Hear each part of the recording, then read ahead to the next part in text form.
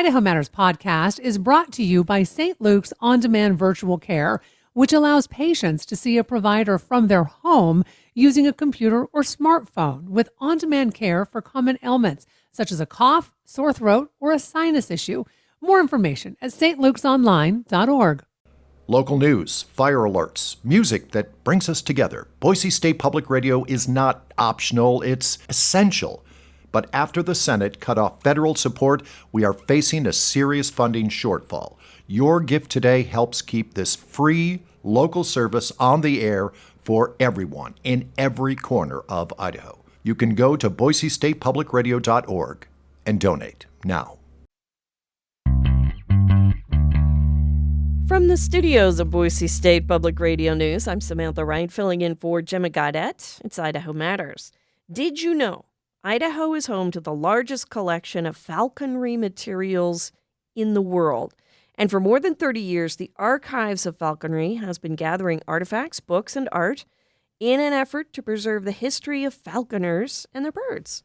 And with such a large library, the archives needed a bit more space, which is why they recently expanded and added a new exhibit wing where people can learn about raptors in a whole new way. And joining us now to talk more about this expansion and the history of falconry is John Goodall, Executive Director of the Archives of Falconry. John, thanks for joining us today. Well, thank you for having me. So tell me a little bit about falconry for folks who don't know.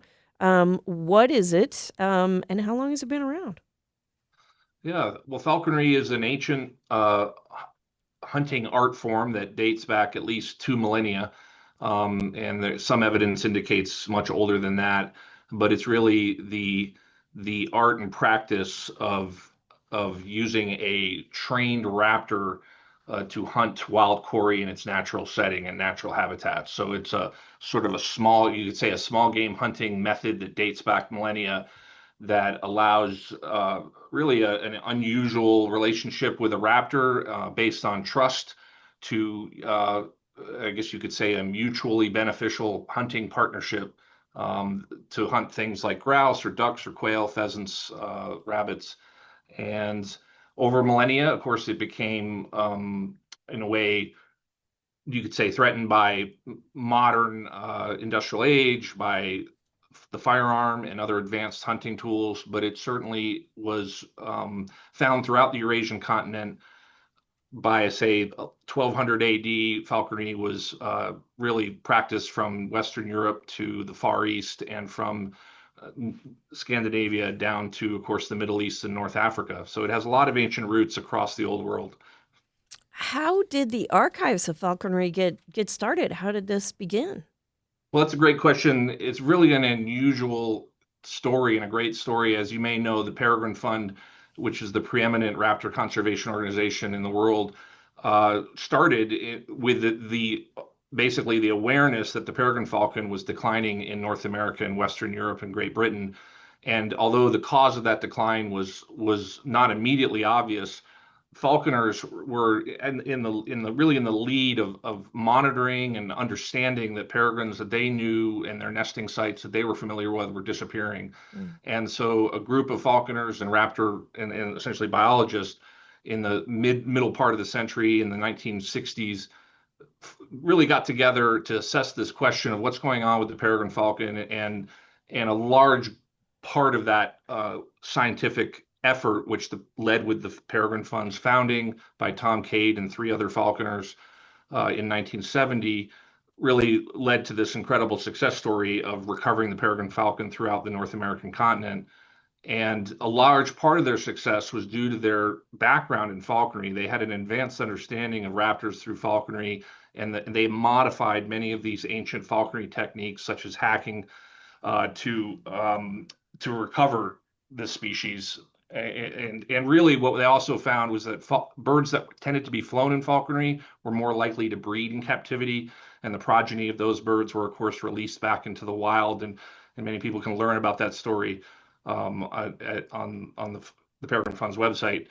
But this core group of falconers that participated and either worked for the Peregrine Fund or assisted them and helped this process across the 1970s and 80s and 90s it's a unique story of a traditional sort of art that dates back millennia, a unique story of these folks engaging in conservation. So how the idea of ancient techniques with respect to wildlife being valuable and useful in the conservation setting. And so I think that people understood, and the board members and the founder of the archives understood, this is a really unique story.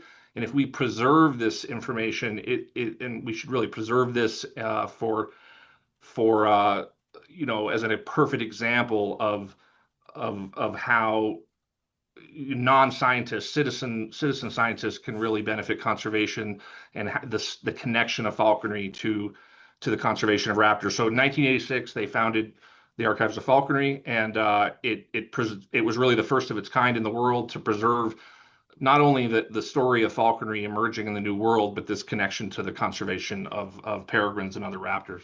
Wow, that's quite a history. And you've got all kinds of stuff. You've got books and art and all kinds of things in this collection that people can come and see. We've got probably 3 minutes left. Tell me a little bit about what's in the archives. Yeah, the archives has an incredible collection that was built over the years, and it's in the form of a vast library, which includes ancient falconry texts dating back to some of the oldest texts we have are in the 1400s, and a large library, over 7,000 volumes, and we have a large collection of archival papers, and a lot of these papers are people like Morley Nelson, which you've heard of, and Tom Cade and other falconer biologists and falconers. And then we have sculptures, art, the material culture of falconry, the hoods, the jesses, the perches and bells and varvels and all of these other accoutrements to falconry and the equipment and furnishings that we use. And we have an exhibit. So we have 2 exhibit wings, and where folks can see more falconry artwork and other materials, and also the interpretive content that we have explaining falconry and explaining some of this ancient sport. Where is it at? It is we're right here at the World Center for Birds of Prey, along next to the Peregrine Funds World Center. We are just on the east, sort of northeast side of the campus when you pull up. And admission is done via the World Center's Interpretive Welcome Center. So you can go right in there and get a ticket and see both campuses and both facilities in one visit. I think it's great because it's just outside or right on the edge of Boise, and it's so close. It's fantastic. We've got about a minute left. Why is preserving history like this important, particularly in Idaho? Yeah, well, I think that it has a great connection to, say, Morley Nelson and the Snake River Birds of Prey. That was of course named the Snake River Birds of Prey area, named after Morley. Morley actually brought the Peregrine Fund's leadership here and sort of pointed out this site and said, this is maybe where you guys should move to, and they did. So there's some local state history here.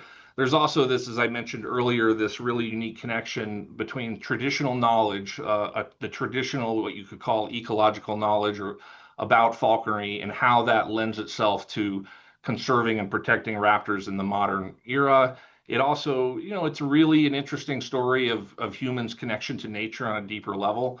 And some people are attracted to science and, understand science and data and understand the need to conserve things through the scientific prism. But some people are more connected to art and to history and heritage. And so I think you can get an interesting other side of the coin here by looking at the materials we have here at the archives.